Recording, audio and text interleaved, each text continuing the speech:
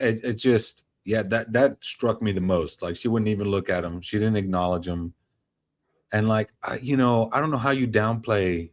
I don't know how anybody can, with any moral sense, even the least bit amount of moral sense, could downplay the Epstein files like that. And who's in that? Mhm. Like, I I really don't care if the leftist of the lefties was in there.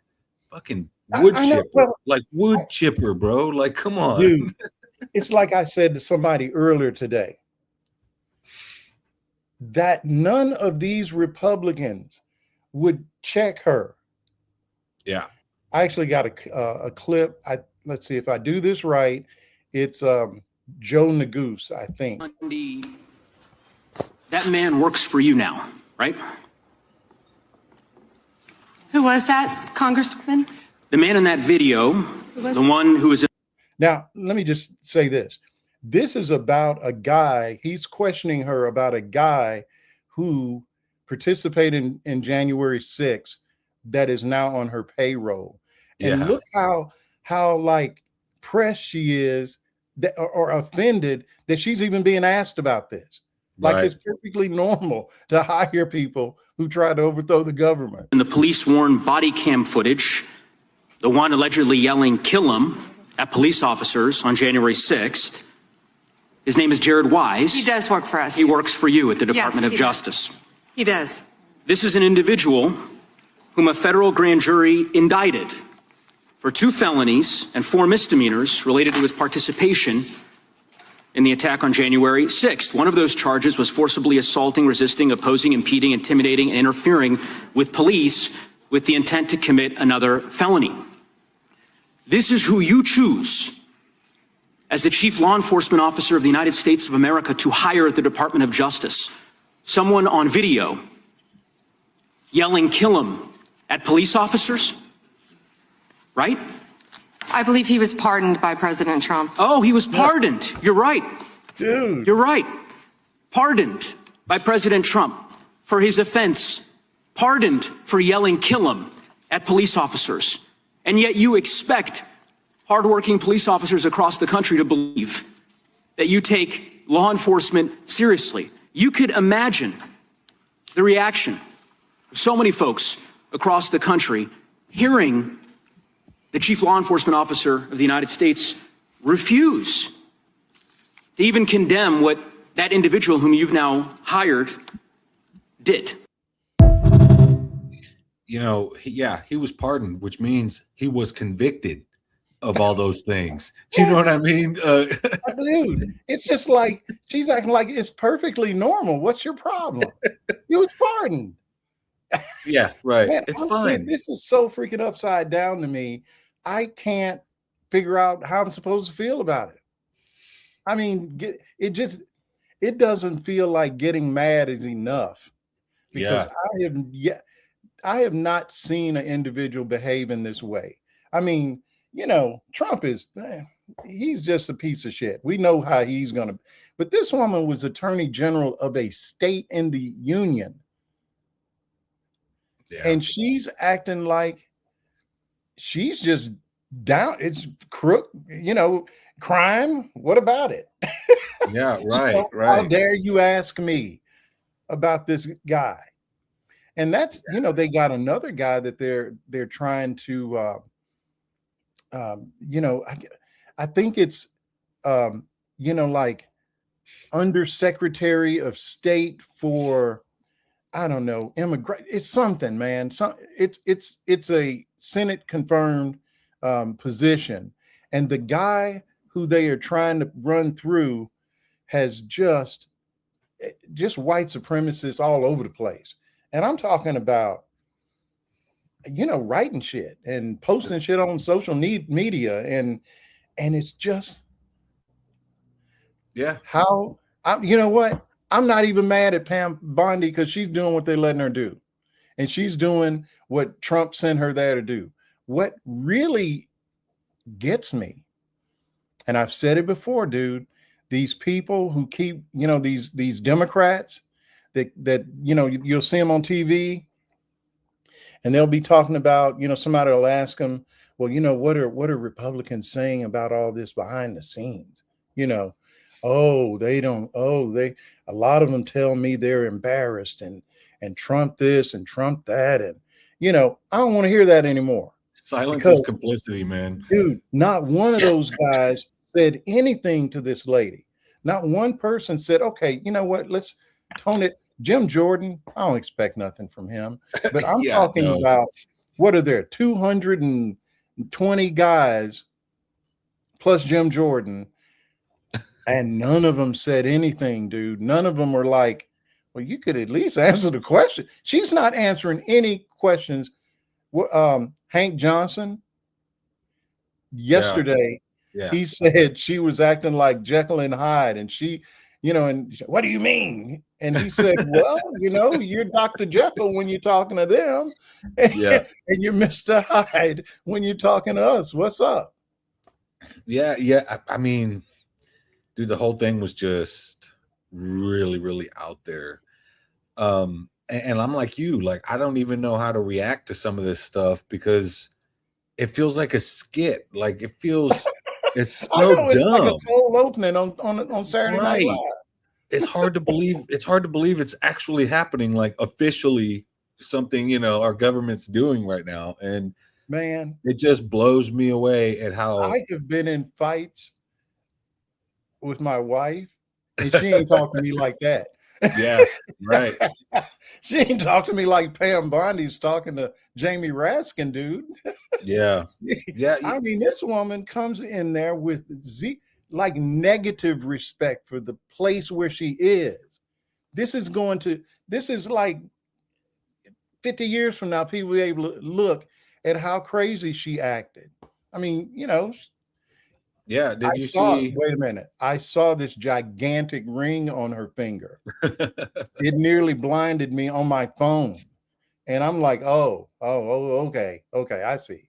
And, look, she had all kind of conflicts when she came into the job. She was lobbying for people that, had business before the government. And so I don't expect honesty, but golly, man, look, Trump did not invent criminals. Trump right. did not invent any of this shit. And cats used to know how to act when they came and talked to Congress, man. And it didn't mean they were honest, but they just played the game. This woman acts like they work for her. And that's what's sinking them, right? They're outright incompetence. Like, they exposed all of the lies about Venezuela, all this BS about Cuba, all this BS about criminal migrants, all this stuff. And all these lies just end up just exposing themselves. And in response to those lies exposing themselves, they scream and yell at you when you point when you point it out. It's no, man. I'll tell you what I like. They got this move. If it was like, it's like a football move. It's a juke that they do. You ask a question about something, and they'll go, "What about Joe Biden? What about?" And it's like she started talking about the stock market yesterday, and I'm like, how is that even on your purview? I mean, where are you going with this? You want to know what it reminds me of? It reminds me of The Best Little Whorehouse in Texas. The dude who played the governor dancing the side. Ooh, I like to dance a little sidestep. That guy. Now you see me, now you don't. Yeah, that guy. I'm coming. Listen, man, it's out of control. That's really this whole administration. Okay, let me ask you this. What should Democrats do? I mean, you take a guy like Joe Neguse. I think he did the best he could with it. But, I mean, I understand we're in the minority. But what I don't hear, and I actually had a clip. I want you to think about this. And I don't understand it just feels like there should be something that Democrats could do to make these folks pay. I know we got midterms and we want to take over, and if we make it that far, great. But right now, is there anything Democrats could be doing? Yeah, politicking, like what they're doing in the Senate right now, trying to block DHS funding. They've got they got some R's on their side. They blocked it again today. They did. They do. And everybody's going into recess for till next week, I think. And DHS shuts down tomorrow, except for ICE. ICE remains operational because it has the $75 billion budget, but the rest of DHS is basically shutting down. So yeah, and that's it. I mean, I don't think the Democrats' demands go far enough, in my opinion, but it's enough to withhold funding. It's enough to convince some Republicans to join your side. And at this point, anything that stops the process is a win. You don't see a lot of this on the House side, and that's what irritates me. There's almost this attitude of just let them wreck it, then we'll use that to win and fix it later. Yeah, and it's like, yeah, but then it'll be broke, guys. I mean, come on. Right. So I don't see any coalition building trying to go and win 2 or 3 Republican votes, because most of the time that's all you need. And it seems like a much easier job than trying to get, a handful out of 100 senators to take your side. But in the Senate, they're pulling it off. You got to give credit to like Delia Ramirez, who, called everything what it is, in her Homeland Security hearing, and she ripped into, Noam and everybody, and she pulled out the big guns about what ICE is today, where it came from, like, the history of trading in a Klan hood for a face mask. Tell me about it. She used those words, and that's what needs to happen, because those words are on the record. And when we look back in history, we'll get a sense of just how bad it was. Yeah, and I don't think people really understand. Just how, especially as a person of color, as a Black person, how it comes off to us to see these guys. First of all, they don't look nothing like policemen. No, these guys look like Call of Duty, something out of a video game, and got on more stuff than a person who's actually in the military would be wearing. They're cosplaying. Dude, suppressors. Then what do you need that for? You going to knock on grandma's door. You need a suppressor and a big old all this. Come on. Yeah, and the thing that gets me too is, like, you got these right wingers, right? Like, there's this dude in my comments, because I'm streaming live to my YouTube too right now. I'm trying out StreamYard, whatever. And some dude's saying, "Wow, you guys are brainwashed." And it's funny because I got one word for all of them: evidence. Yeah, right. Evidence. And what's funny is, the government went too far in Waco. Look at what happened there, right? Those were conservatives. The Malheur, when the Ammon Bundy, the Bundy family took over that wildlife refuge, and the FBI shot that old man in the back. Yeah, they're going to come for you too. So if you think that we're brainwashed and we're paranoid, and all these warehouses being built all over the country, what do you think they're going to do with those without when they're done with immigration? What do you think they're going to do when they're already coming at us for our speech and things we say? You think they're not going to come for conservatives? Because historically speaking, the feds come for conservatives more than they do anybody else. And this isn't about politics. It's about the Constitution. It's about our civil liberties. It's about our freedom. Look, man, this fuck bill, off with this brainwash shit. This bill at the end, that basically that Democrats were trying to get part of what they were trying to negotiate on the shutdown. One of the things was no warrantless searches. Right. That's just the Fourth Amendment. That's right. I mean, how can you be against that? Republicans would not go along with it. No masks. I don't know, maybe it's me, but 2 years ago, these guys are ready to overthrow the government over having to wear masks. Yeah, and the other thing is too,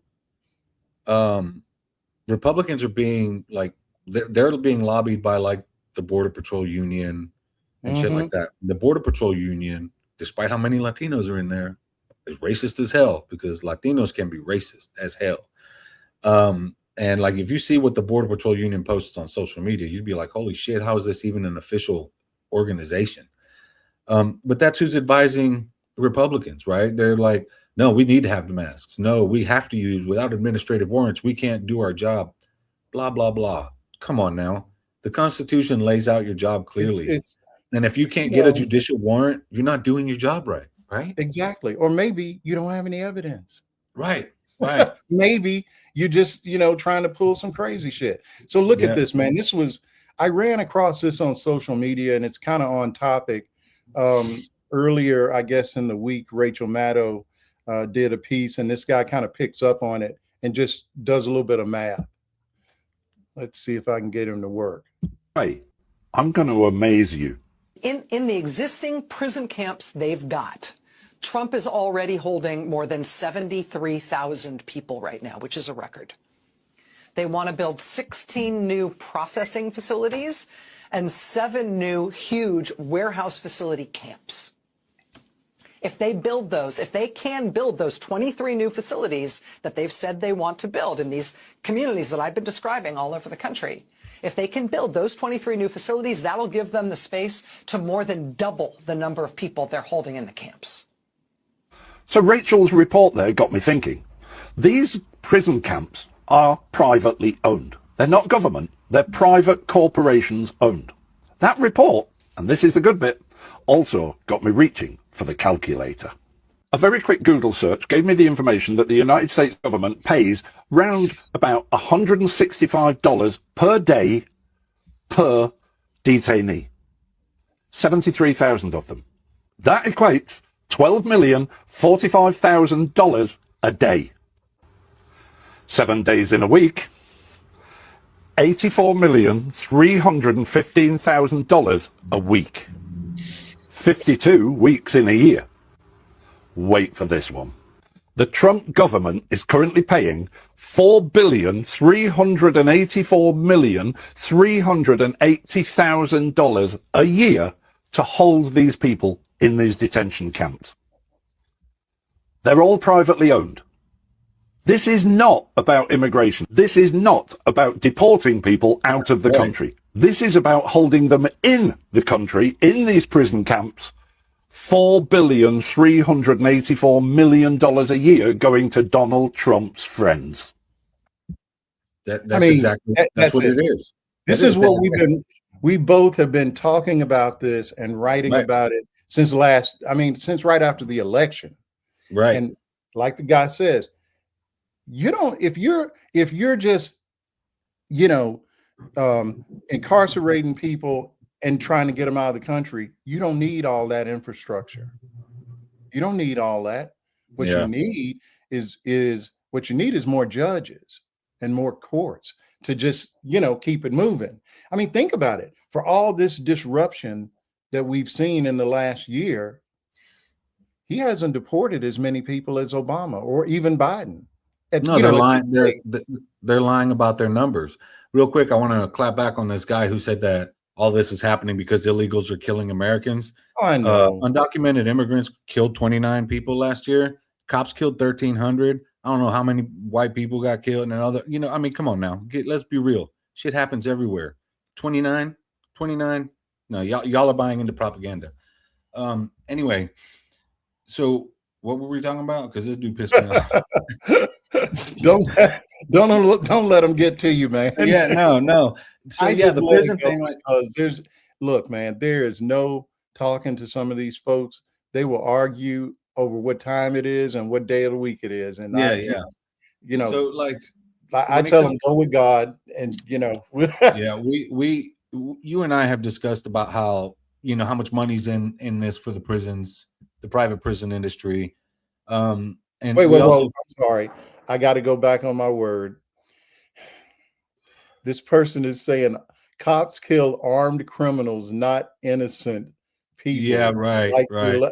This guy is like a half a click from being asked to leave. Yeah. All we ask for is like honest conversation and that kind of stuff. Come on.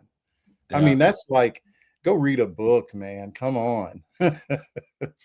Anyway, so we've talked about how much there is in it for these prisons. We talked about how they intentionally hold migrants for as long as legally possible, and all of that. There's a profit motive behind all of it.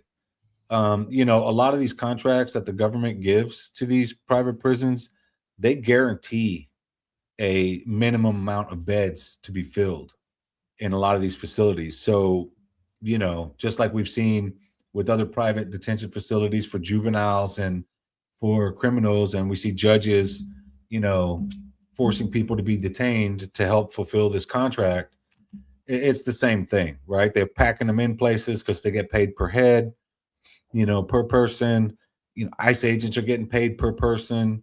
Yeah. You know, this is all state sanctioned violence, and the fact that, you know, something like 90 something percent aren't even criminals, the fact that 80% are people who are going through the process the right way with pending court cases and things like that.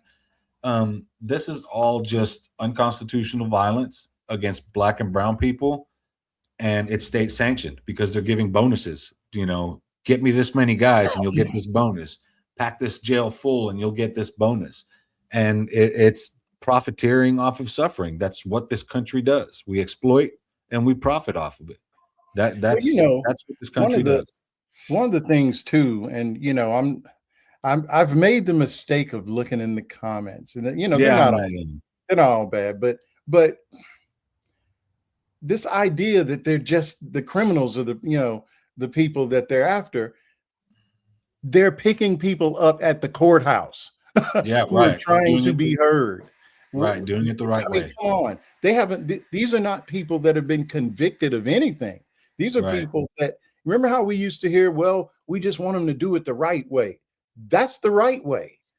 These guys are literally going to the courthouse where people are trying to, you know, plead their case, whatever it may be. And then they come out and they get arrested. Yeah. You know, what are you doing arresting 5-year-old kids? I mean, you know, that's no arts crime. Right. So anyway, I don't want to spend too much more time on that, because it's a, you know, it's a bad faith argument, but you know, it is. I just didn't want to let it sit. I feel you. Yeah, it's all bad faith arguments. It's all, you know, it's weaponized ignorance, and it's willful ignorance, right? You can sit here and give these goons facts until you're blue in the face, and it don't matter. They're just going to respond with name calling, with racial slurs, and with whatever. And you know, fuck them, dude. They want to be willfully ignorant. Let them, because at the end of the day, when society progresses, they'll be the ones left behind. They're going to die old and miserable. And we're all still going to be here. Black and brown people, we're still going to be here. We're going to be here. And they're going to be mad about it. And they're going to die mad about it. And I don't give a fuck. So, really, this is our show. Yeah. No, I mean, look, though, it's just, I think it really, you know, if you take a step back, it really speaks to the place where we are. I saw, I almost said a kid. He's not a kid.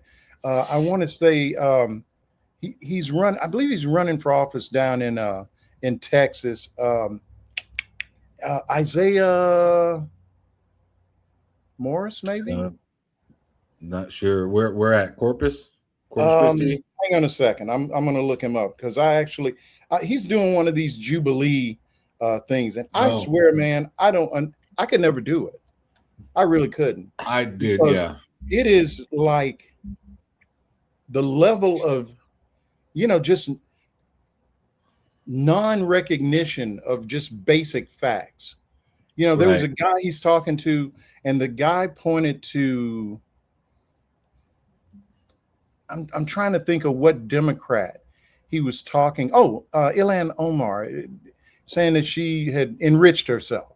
And so Cat is like, so are you saying that people shouldn't make money while they're in office? And he's got plenty to say. She's worth X now, and she was worth Y when she got there. So the guy says, well, what do you think about Trump? What about it? You know, he was a businessman. You know, and it's like, yeah, but dude, made like $5 billion in crypto, which is also the legislation he's pushing. Right. And, you know, this cat, it was like, it didn't mean anything to him. He said, well, you know, he's had to spend a lot of money defending himself. And I'm like, he wasn't president then, you know. And so yeah, I think we've made the point.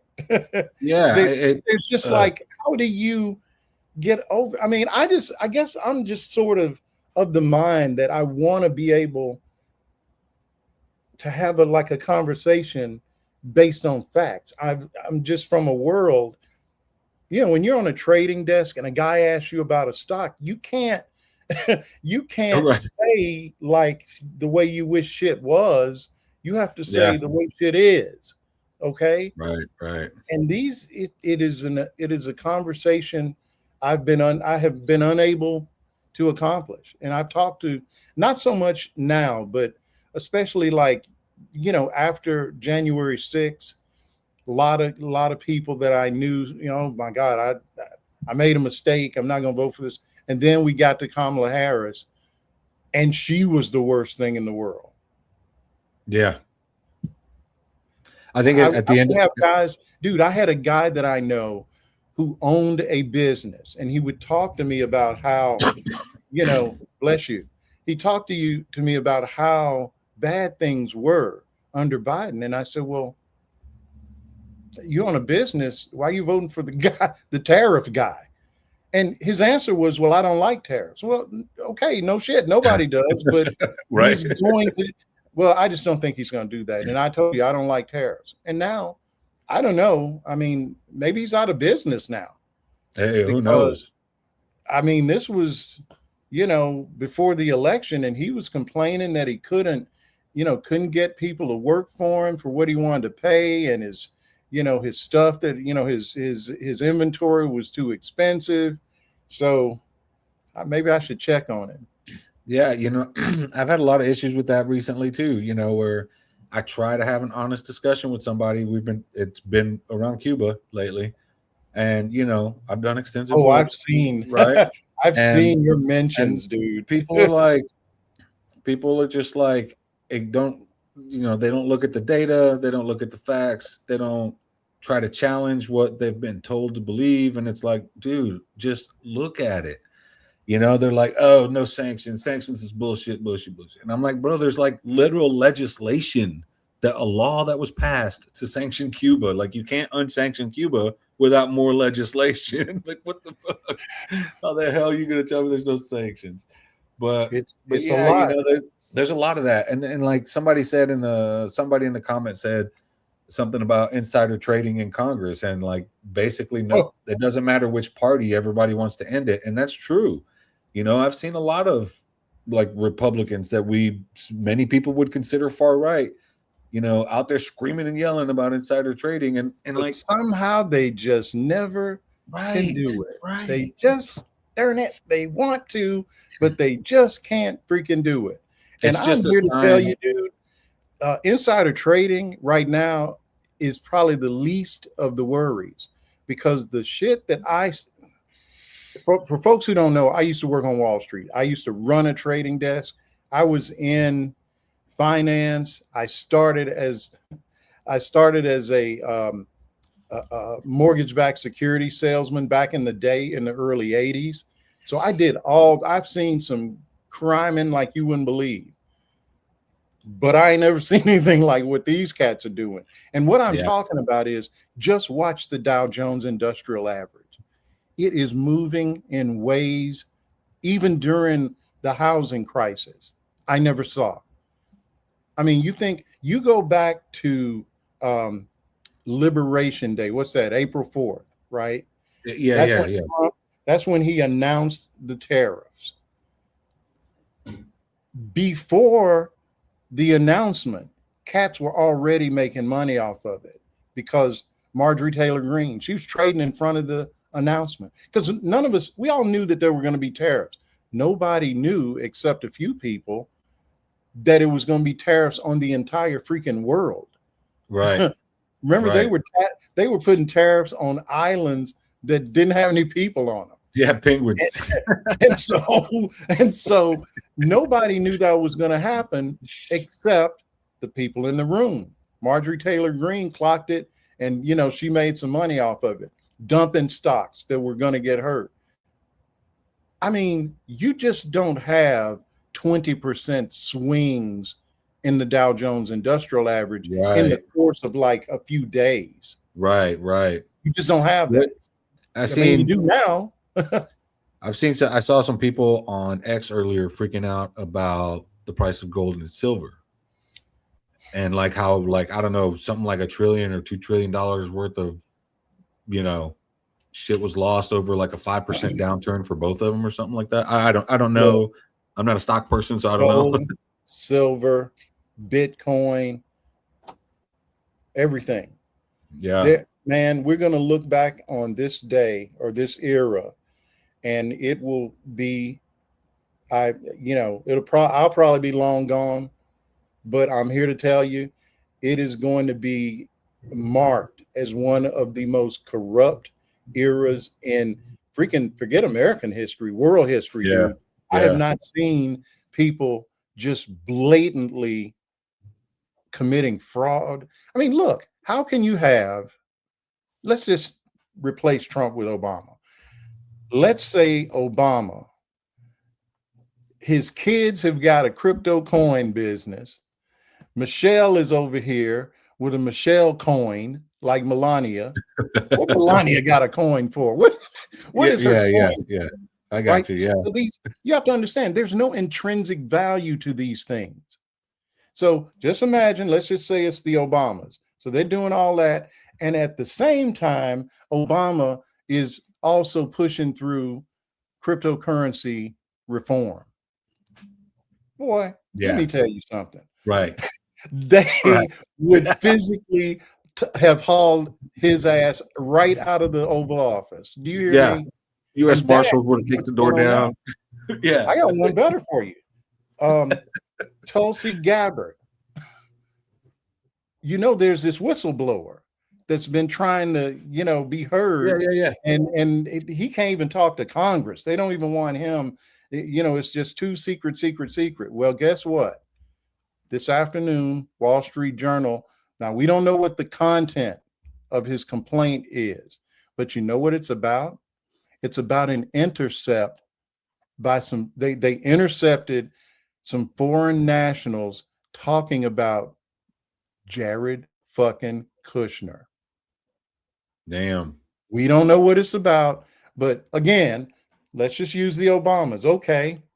So Obama's president, and he's got his cousin is over here negotiating Ukraine and going to Russia all the time. Man, they already said Obama wasn't even from here.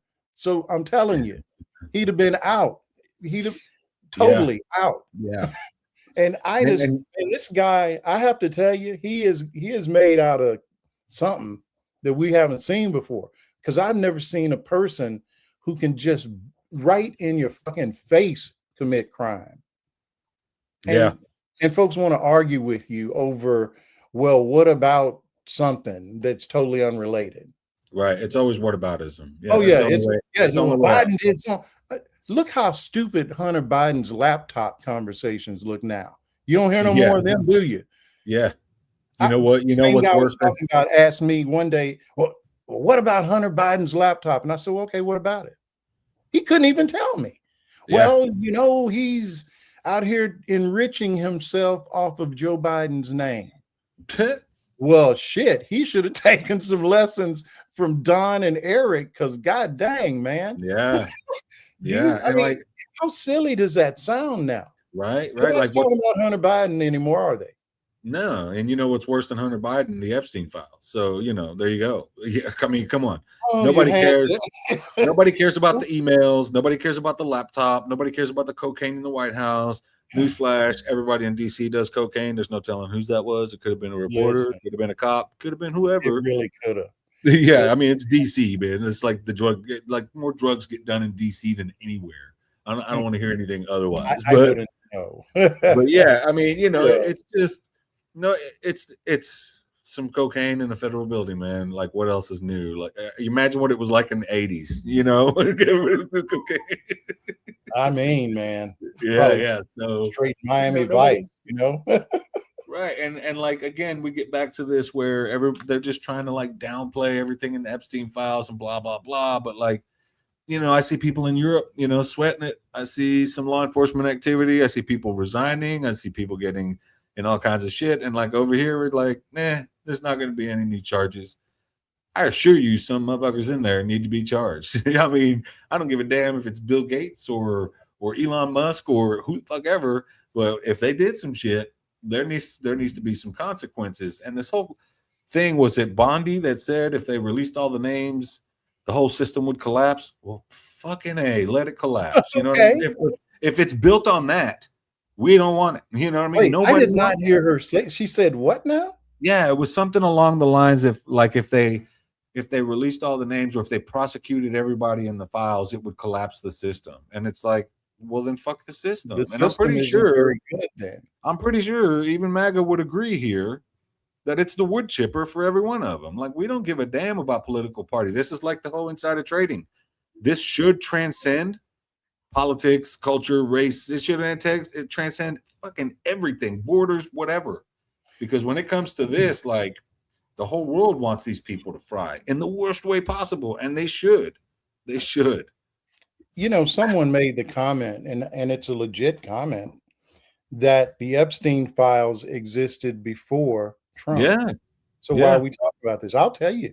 When I was working in New York, I'm sitting on the trading desk one day, and one of my traders starts. He didn't mention him by name, just this guy that and he starts talking about all the shit this guy's doing, and young girls and these parties, and I'm like, boy, I'm like, you're talking about Eyes Wide Shut, man. What are you talking about? I thought it was really just some made up shit, honestly. And he was talking about Epstein. And, he's like, this guy's got this book. It's got everybody's name in it. And one of these days, this, and I'm just like, okay, whatever. Yeah, right. But it was, I still know this guy. And he was talking about Epstein. I don't know how he knew, because he didn't have enough money to be doing nothing with these cats, right? But he just knew from the circles. And it was kind of, I put it this way, it was an open secret in the same way that everybody knew Trump was a crook. Everybody, when I worked in New York, like the for real estate cats, they ain't pay Trump any attention. Right. And so that's a different story. But I'm just saying, so yes, the Epstein files existed. And yes, the Obama Justice Department. Now, you may have more evidence than me. I really don't dig that deep into it. But yeah, it's been around. Here's the difference. Trump ran on this shit. He did. He did. Fed this QAnon crazy, pedophiles.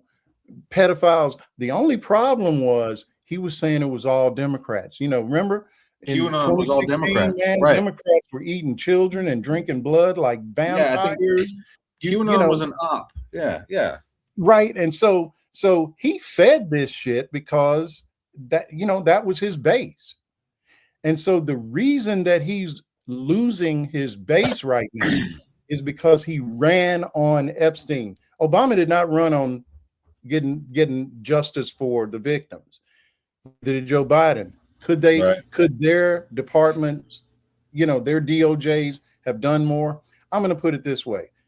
When Obama took office, people were burying their money in the back fucking yard. Yeah. We were about to hit a depression. I'm going to say the Epstein files were probably way, way, way, way down the list of shit that needs to get taken care of. Here's the other thing too, because not only did Trump run on releasing the files, but it got to a point where Congress was so upset about it that aside from one person, they unanimously passed a law to release those files. So now there's a literal law that Trump signed into law that they're breaking by not releasing those files. Well, and I just want to go back to it. This was a campaign promise of his. Right. So do not come to me talking about Obama and Biden. Yeah. Right. No. And look, I can think of 10 things that I wish they would have done that they didn't do that don't have anything to do with Epstein. But in this case, this is all these people were talking about for the last 10 years, is this cabal of pedophiles and human Billionaire traffickers, elites. and come to find out it's them. Yeah. And like, It's you them. know, Biden knew, Trump knew in the first term. I'm assuming Obama knew, and probably some other, and everybody around them, right, in their hemisphere, everybody in their orbit probably knew something or another of these things. The thing is that nobody did anything. And at the end of the day, Republican or Democrat, it doesn't matter. It feels like whether they're on the list or not, they were protecting their funders, their backers. They were protecting people they do business with. They were protecting their friends. So maybe Obama's not in there. Maybe Joe Biden's not in there. We all know Bill Clinton is. You know what I'm saying? So like, even if they're not in the files, at some point in time, there's associations there. And everybody at this point knew, especially after Epstein's conviction. So this again, when did Epstein get convicted? He would well, the first time, you know, when he got the sweetheart deal. Right. And then the second time he got charged with soliciting sex from a minor. Okay. Yeah, and that was 05. Was that 05? I think it was 05 because Lutnick was Lutnick was on his island in 2012. I was there with my kids. I didn't do anything. Yeah. I said it, and I'll say it again. It doesn't matter. The guy took his kids to the island. What the fuck? Right. And what the hell was he thinking? That's not a mitigating factor. That's like, hey, dude, you put your kids at risk. But your nannies. Lutnick is the perfect example of maybe he wasn't on the list in doing crimes and against children, but he knows the guy. You know what I'm saying? He wasn't actively trying to take him down. None of these people were. Nobody in power was. Not billionaires, not, you know, because that's who the club is. Not lawmakers, not anybody. And it wasn't until Trump, like you said, Trump ran on it. Then he started reneging on it. Nobody was thinking about this, honestly. And then you have Marjorie Taylor Greene and this all kinds of people turning against him. It was the whole foundation of QAnon. Right. Which is how Marjorie Taylor Greene got in there in the first place. Right. You know, so, okay. Well, I guess we'll see what will happen. I noticed we got 10 minutes. I got one more video, and this one's for you.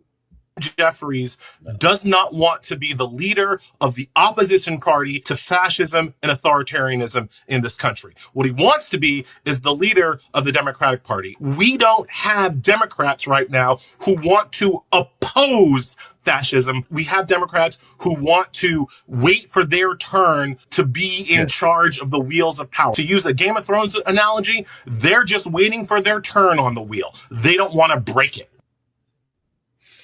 And that what we said. My man Elie Mystal spitting facts. What say you, Arturo?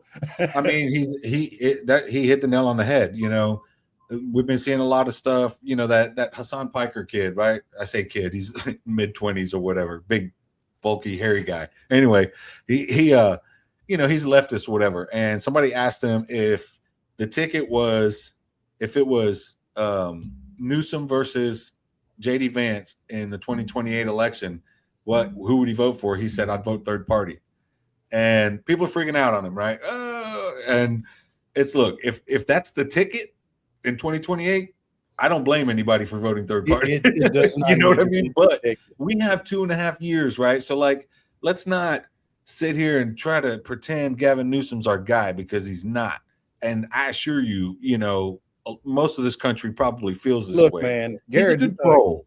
Look, Gavin Newsom has several strikes against him in my view. Several. One of them is, okay, he has this podcast, and who's his first guest? Charlie Kirk. You know, and if that wasn't enough, next thing you know, I look up, there's Steve Bannon. What I have nothing to talk to Steve Bannon about. You know, I don't care what Steve Bannon has to say. I really don't. We know what kind. There's no what is the like middle of the road that I'm supposed to, you know, I'm supposed to meet him halfway. He wants to he said it. He wants to destroy the administrative state.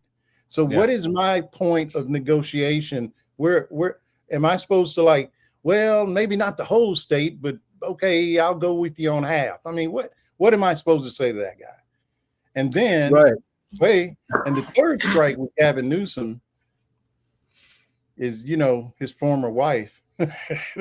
I mean, what's her name? That used to be on Fox, and then she was, I guess she was a fiance of one of the Trump kids. And I mean, bad judgment. Those are 3 strikes right there. Kimberly Guilfoyle. Yeah. So Guilfoyle, Steve Bannon, Charlie Kirk. I'm sorry. What's he doing? I don't know. Right.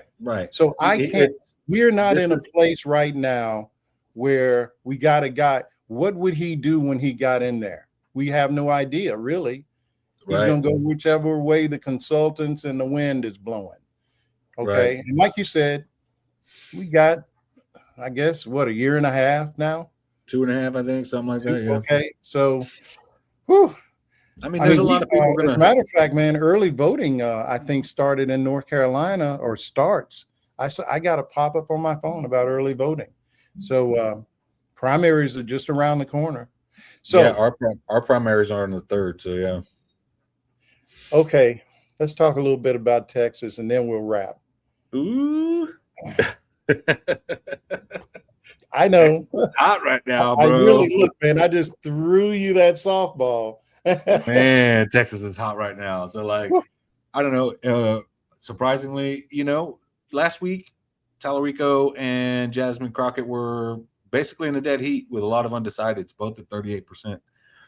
The latest poll from U of H a couple days ago was on the news, and Jasmine Crockett jumped ahead by several points, and the undecideds number has gone down quite a bit. There was a lot of this controversy around Tallarico with some, racism tinged things here and there. There's all this debate about, or you have a lot of never Trump Republicans and centrist Democrats telling us we need a white man to win. They're ignoring the fact that the last time a white man ran, he lost to a Latino. So yeah, it just, there's a lot. It's getting tense. We do politics dirty here, so it's nothing new. But the outside attention is really like wearing on Texans, like Tim Miller from the Bulwark. I think those guys are doing more harm than good. What is Tim Miller doing with regard to Texas? It's pissing me off. He's trying to push Tallarico. He's part of the whole "you need a white man to win" thing. He says James Carville's not a problematic guy, despite James Carville saying Obama should go smoke Doug Ford's crack pipe. It's they're just so problematic. And instead of listening to people, especially the voters you need, Latinos and Black people, non-white voters, because we're a minority majority state, they're admonishing people. They're yelling at people. They're like, no, this, no, that, no, that's not blah, blah, blah. And it's like, dude, if people are offended, you need to stop and listen.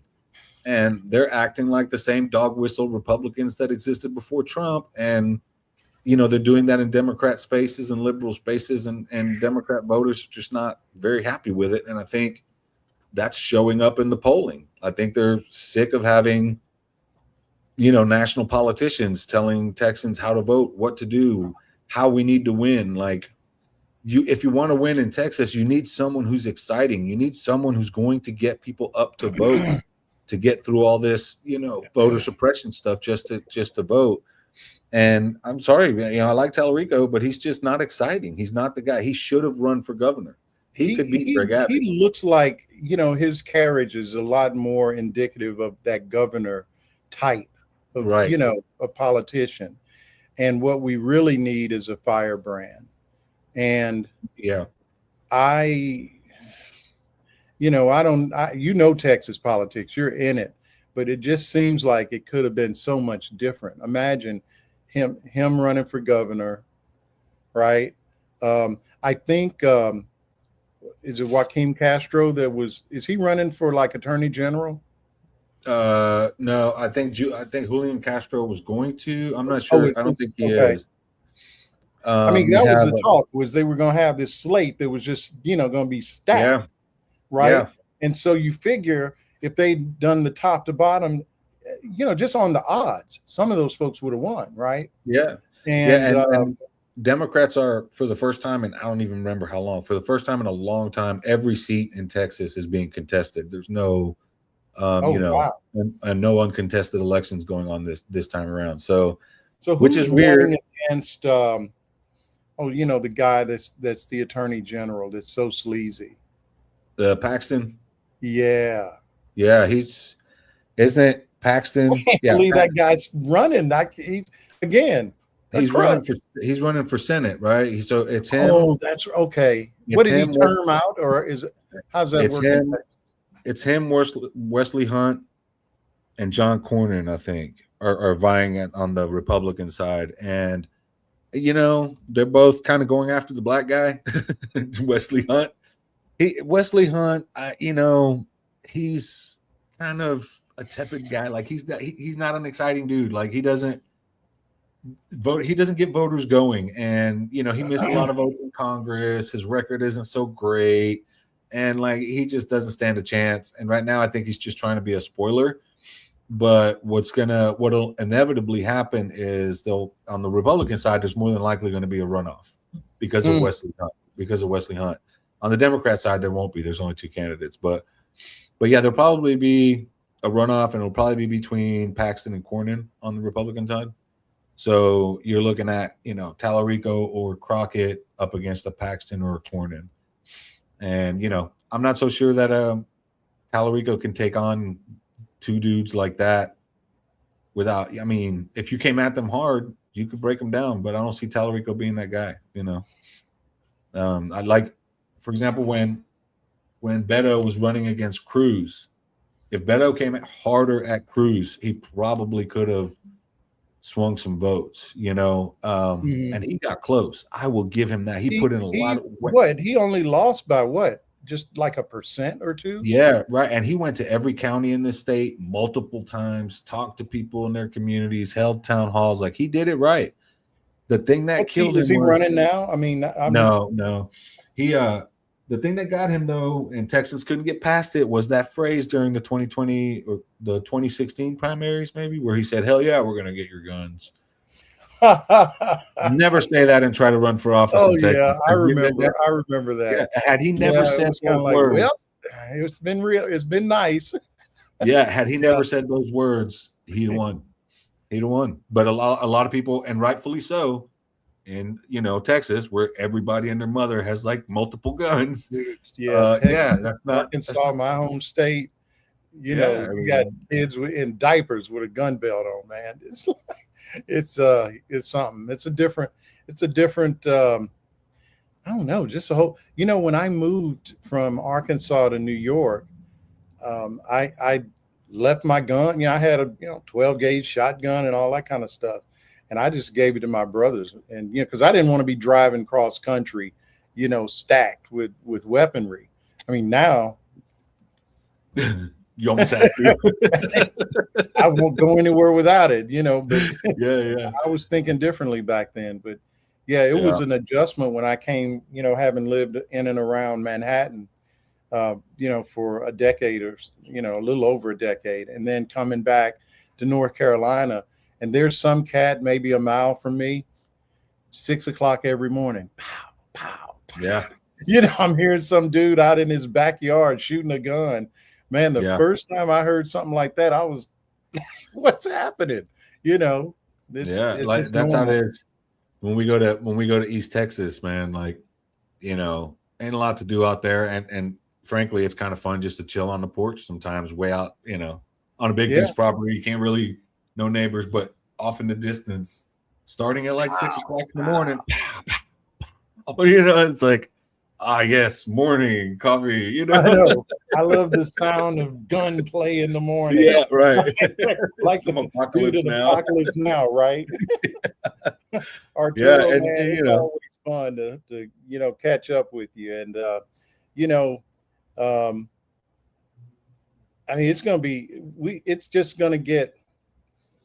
I don't want to say exciting, but it's going to get